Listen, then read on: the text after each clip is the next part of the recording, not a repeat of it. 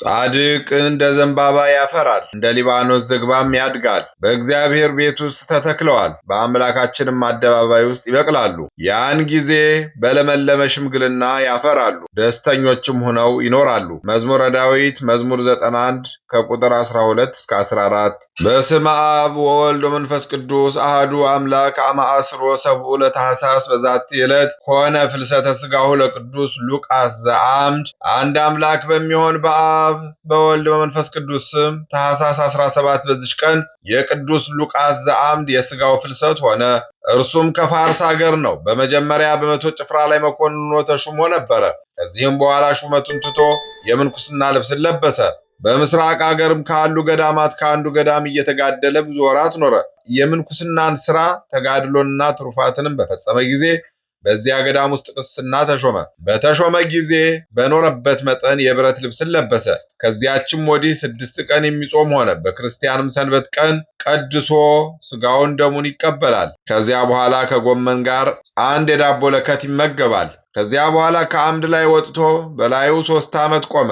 በስሙም ሲጠራውና ከዚያም አምድ ላይ እንዲወርድ ሲያዘው የመላክን ቃል ሰማ። የብርሃን መስቀልን ማሳየው። ወርዶም ያን መስቀል ተከተለው። ከገዳማትም ወደ አንዱ ገዳም እስካደረሰው ድረስ መራው። በዚያም የሚኖር ሆነ። ሰዎችም ሁሉ ወደ እርሱ እየመጡ በትምህርቱ ይረጋጉ ነበረ። ከዚህም በኋላ የማይናገር ሆነ። በሰውም ጋር ከቶ እንዳይናገር ከአፉ ውስጥ ድንጋይ ጎረሰ። ዳግመኛም ወደ ቁስጥንጥንያ ሀገር ዳርቻ ሄድ ዘንድ መልአክን አዘዘው። ለእርሷም አቅራቢያ ወደሆነች ወደ አንዲት ቦታ ሄደ። ከምሰሶ ላይም ወጥቶ ታላቅ ተጋድሎን እየተጋደለ በላዩ 45 ዓመት ኖረ። እግዚአብሔርም የመፈወስን ሀብት ሰጠው። አስደናቂዎች ተአምራትን በማድረግ ወደ እርሱ የሚመጡትን ከብዙዎቹ በሽተኞች ፈወሳቸው። እግዚአብሔርም በዚህ ዓለም ድካም ሊያሳርፈው በፈቀደ ጊዜ በዚህ ወር በ15ኛው ቀን አረፈ።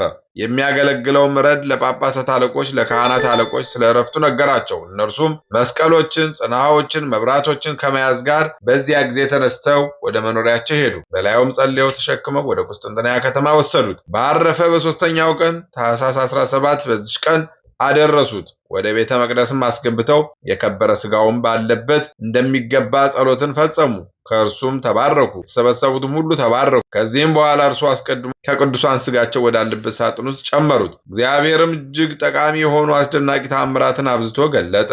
አምነው በሚመጡ በብዙዎች በሽተኞች ላይ ታላቅ ፈውስ ሆኗልና ለእግዚአብሔር ምስጋና ይሁን። እኛንም በዚህ ጻድቅ ጸሎት ይማረን፣ በረከቱም ከእኛ ጋር ትኑር ለዘላለሙ አሜን። በዚች ቀን የቅዱሳን ሰማዕታት የአርድዮስ፣ የአውስዮስ፣ የሲሪዮስ፣ የማርቆስ፣ የያርዋልኤንና በገድል የሚደክም መነኮስ የናትናኤል መታሰቢያቸው ነው። በረከታቸውም ከእኛ ጋር ትኑር ለዘላለሙ አሜን።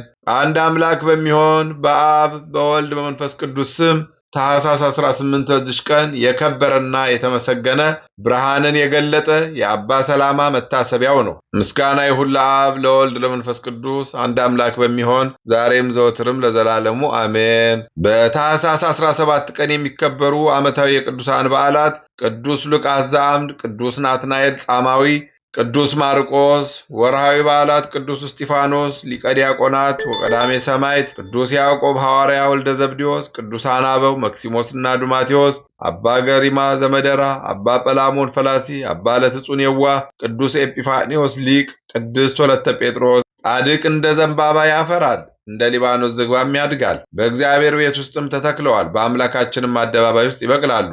ያን ጊዜ በለመለመ ሽምግልናም ያፈራሉ፣ ደስተኞችም ሆነው ይኖራሉ። መዝሙረ ዳዊት መዝሙር 91 ከቁጥር 12 እስከ 14። የሰማነውን በልቦናችን ያሳድርብን። ከቅዱሳን አባቶቻችን ከቅዱሳት እናቶቻችን በረከት ረድኤት ያሳትፈን። ወርሃ ጾሙን በሰላም እንዳስጀመረ በሰላም አስፈጽሞ ለብርሃነ ልደቱ ጥምቀቱ በሰላም ያድርሰን። ይቅርታውን ቸርነቱን አያርቅብን። ጾማችንን ጾመ ስርየት ጾመ ድኅነት ያድርግልን።